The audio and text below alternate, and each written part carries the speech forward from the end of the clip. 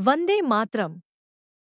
यह केवल शब्द नहीं, यह तो देशभक्ति की आत्मा है। इस देश को वंदे मातरम देने वाले थे बंकिम चंद्र चट्टोपाध्याय।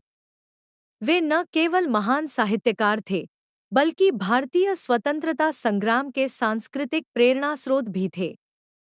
बंकिम चंद्र चट्टोपाध्याय का जन्म 26 जून 1838 को पश्चिम बंगाल के नैहाटी में हुआ था।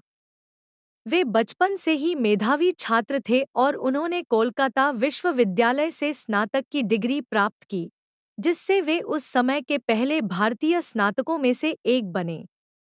उनकी रुचि केवल पढ़ाई में ही नहीं, बल्कि भारतीय संस्कृति और इतिहास में भी थी। उनका साहित्यिक जीवन बांग्ला भाषा के उत्थान और भारतीय चेतना को जागृत करने के लिए समर्पित था। उनकी पहली बंगाली उपन्यास दुर्गेश नंदिनी ने उन्हें प्रसिद्धि दिलाई, लेकिन उनका सबसे महत्वपूर्ण और ऐतिहासिक योगदान रहा आनंदमठ उपन्यास। इस उपन्यास में वंदे मातरम गीत लिखा गया था, जो आगे चलकर भारतीय स्वतंत्रता संग्राम का मंत्र बन गया। बंकिम चंद्र चट्टोपाध्याय ने कपालकुंडला, देवी चौधुरानी, सीताराम और आनंदमठ जैसी कृतियों के माध्यम से भारतीय समाज में नवजागरण लाने का कार्य किया। उनकी रचनाएं केवल मनोरंजन के लिए नहीं थीं, बल्कि वे देशभक्ति और राष्ट्रीय चेतना से ओतप्रोत थीं।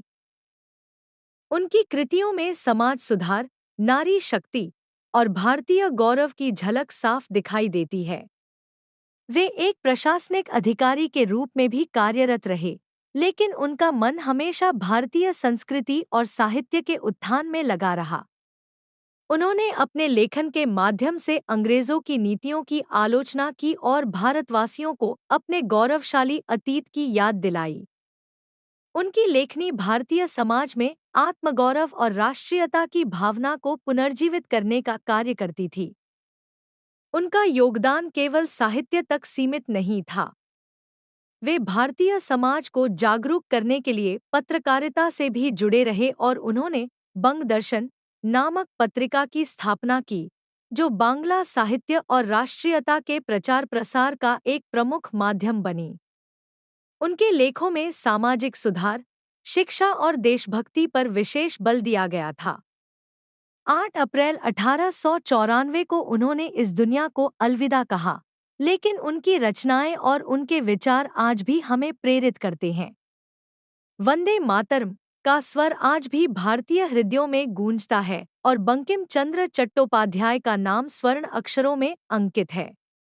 उनका जीवन हमें सिखाता है कि साहित्य केवल मनोरंजन का साधन नहीं, बल्कि समाज और राष्ट्र के उत्थान का एक सशक्त माध्यम भी है।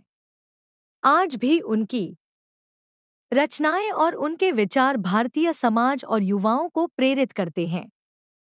उनके द्वारा दिखाया गया मार्ग हमें यह समझने में सहायता करता है कि साहित्य, विचारधारा और देशभक्ति एक साथ मिलकर समाज में क्रांति ला सकते हैं।